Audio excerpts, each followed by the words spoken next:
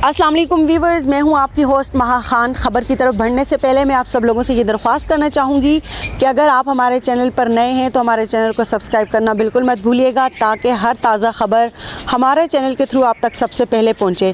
तो अब बढ़ते हैं ख़बर की जानिब। पीपल्स पार्टी पंजाब के सदर और साबिक मेंबर कौमी असम्बली कमर ज़मान काहिरा का ये कहना है, वज़ीर आज़म इमरान खान साहब हमें एनआरओ नहीं, आपका इस्तीफ़ा चाहिए। वज़ीर आज़म इमरान खान के गुज़िश्ता रोज़ दिए गए इंटरव्यू पर रद्द-ए-अमल देते हुए कमर ज़मान काहिरा का कहना था, मुशर्रफ हमें एनआरओ देने वाला कौन था, हमने तो उससे इस्तीफ़ा लिया था।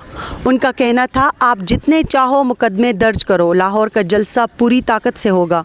वज़ीर आज़म और उनके तर्जुमानों की बौखलाहट बता रही है कि ये जाने वाले हैं।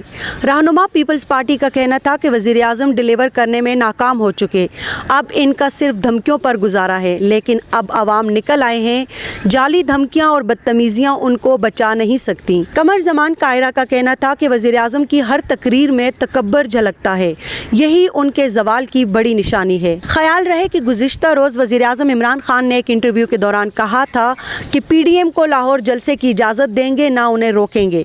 उनका कहना था कि जलसा मुंतज़मीन और कैटरिंग सर्विस फराहम करने वालों के खिलाफ मुकदमात दर्ज होंगे।